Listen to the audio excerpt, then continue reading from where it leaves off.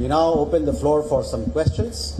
Please be brief as you ask a question, and please do introduce yourself and your organization. We will begin there. Kadambani, this side, please.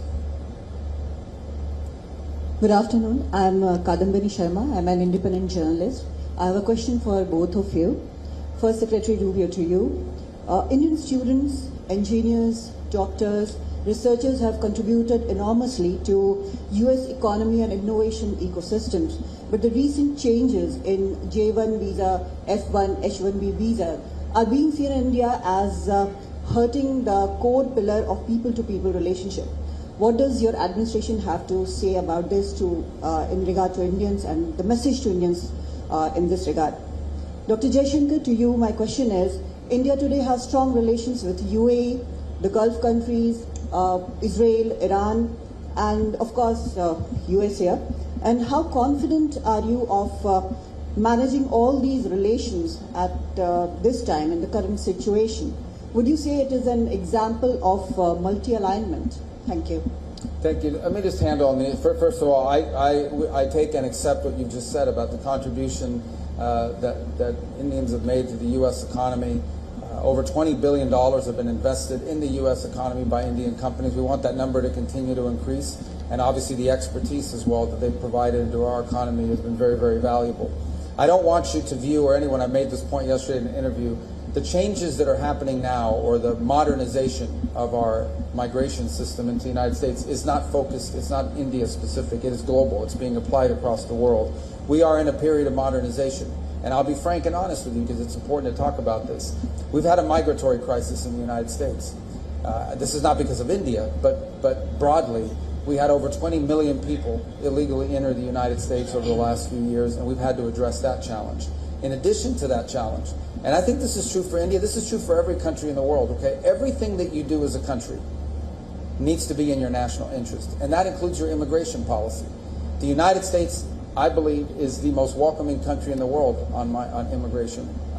Every single year, 1 million people, roughly, become permanent residents of the United States and contribute greatly. My parents entered the United States as permanent residents in 1956 from Cuba. And so it's a process that's enriched us.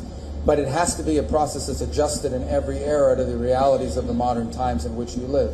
And it's long overdue. So the United States is currently undergoing a process of reforming the system by which we choose how many people come into our country, who comes in, when they come in, etc.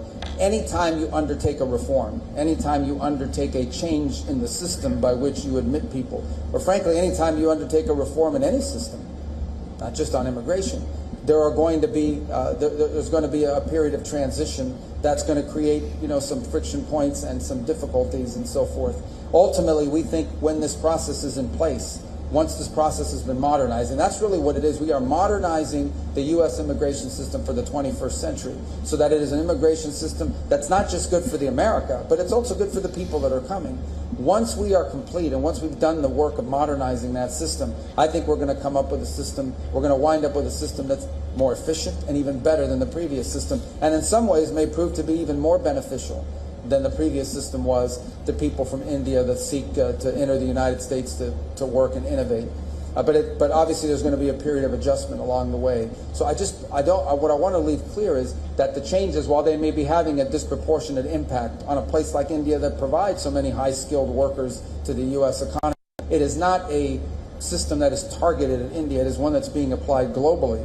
But we're in a period of transition, and like any period of transition, there's going to be some bumps on that road, but we think ultimately our destination is going to be a better system, a more efficient system, one that works better than the one that we had in place previously, and more sustainable, by the way. Your question on the Iran Gulf, the conflict which is going on. Well, look, India would be one of the very few countries who has very good relations, very strong relations with the United States, with Israel, with Iran, and with the Gulf countries. So we have, and we have real interest there. So for us, the challenge in this situation is how to maintain all these relationships, how to protect our equities, how to advance our interests. And we don't look at it as a zero-sum game. You know, we have to manage and actually take care of all these accounts. So, having said that, I would say there are some general principles by which we would approach this region. Obviously, we want peace and stability in the region. Two, for us, the welfare, the well-being of the diaspora is crucial. Three, we want to see energy prices go down because we are a very big importer of energy and much of it comes from that region. Four, as I stated in my remarks, we very much are in favor of safe and unimpeded maritime commerce through the region. And what we want to see is really the markets open up there. We don't want to see constraints.